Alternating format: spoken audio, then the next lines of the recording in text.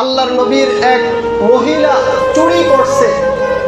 সাহাবায়ে কেরাম চিন্তা করলো কুরাইশ বংশের মহিলা চুরি করছে, আল্লাহর নবী তখন ধইরা হাতটা কেটে দিব। এই মহিলা যতদিন বেঁচে থাকবে সারা জীবন মানুষ তিরস্কার করবে, কুরাইশ বংশের মহিলা চুরি করছে, হাত কেটে দিছে, দেখ তোরা। কিন্তু যদি চুরি করে হাত না কেটে ভিন্ন কোনো শাস্তি দেয়, একদিন দুই দিন, এক বছর দুই বছর পরে এটা মানুষ আর মুখে মুখে থাকবে না, মানুষ আর এটা মনে করবে না। হযরত সাহাবায়ে কেরাম পরামর্শ করে বলতেছে, আবু বকর তুই গিয়ে রাসূলের একটু সুপারিশ কর। আবু বকর বলে আমার সাহসে কুলায় না। ওমর রে বলে তুই কর, ওমর কয় সাহসে কুলায় না। ওসমান রে কয় তুই কর, কয় সাহসে কুলায় না। আলী তুই কর, কয় সাহসে কুলায় না। তাহলে কে করবে? আল্লাহর নবীর নাতি হারেসকে আল্লাহর নবী অনেক ভালোবাসে, অনেক পাঠা শিখিয়ে দিয়ে। হারেস ছোট মানুষ, বুঝে না সবকিছু।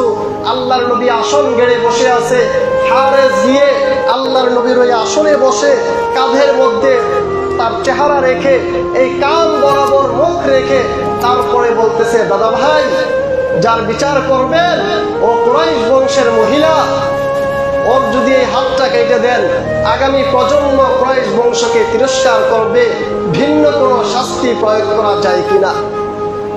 এটা বলতে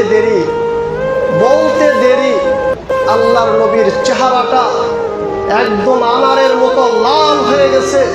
আল্লাহর নবী হারেসকে ঠাস করে কোল থেকে ফেলে দিয়ে সাহাবায়ে কেরামকে রক্ষা বলতেছে, কোন সে মুখ যে আমার কাছে বেইনসাফির আবদার করে, যে আমার কাছে বেইনসাফির পরামর্শ দেয়। আমি আমার সন্তান ফাতেমাও যদি কোনোদিন চুরি করত, তবে আমি ফাতেমার হাত কেটে হলেও চোরের শাস্তি কার্যকর করতাম। এছাড়া ভিন্ন কোনো পথ নেই যে পথে মানুষকে ঠিক করা যায়। আজকে আমি এই মেয়েকে ছেড়ে দিলে কুরাইশ বংশের আরেক মহিলা আরো বড় কাজ করবে, আরেকজনকে ছেড়ে দিলে আরো বড় কাজ করবে।